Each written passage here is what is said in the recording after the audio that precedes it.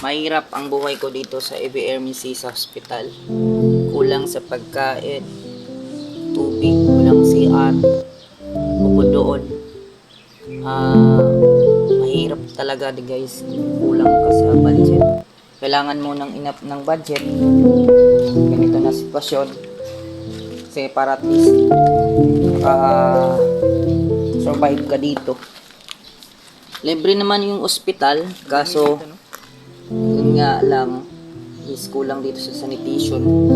Kung makikita nyo naman guys, ang location ko, maraming langaw. Dito kami tubig. Doon sa kabila may mapagkunan ng tubig. Pero sa hirap ng buhay ay sa pilitan kami na gumawa ng paraan.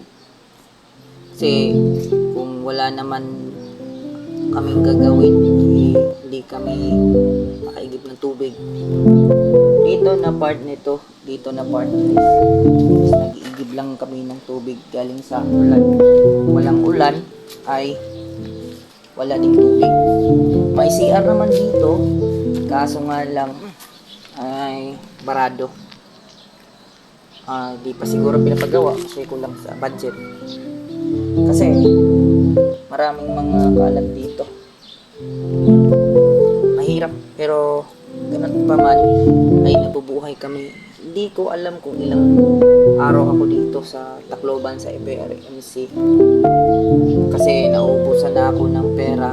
Napunta man ako sa ganito na sitwasyon. Pinaka-importante, nagpapasalamat din ako na nalibre yung hospital. Kaso nga lang yung araw-araw, medyo mahirap. Pero kailangan natin magpatuloy sa buhay natin. Kailangan tayong kumilos, gumawa ng paraan para mabuhay. Walang masama kung gumawa ako ng ganitong content. Sinalaysay ko lang yung buhay ko dito sa lugar ko sa EVRMC. Ilang araw na ako dito guys. Hindi ako nakagawa ng masyadong content. Pero araw-araw gagawa ako doon. Sa mga solid followers ko dyan, salamat sa inyo guys sa pagsuporta nyo. So yun lang. See you to the next video. Bye bye.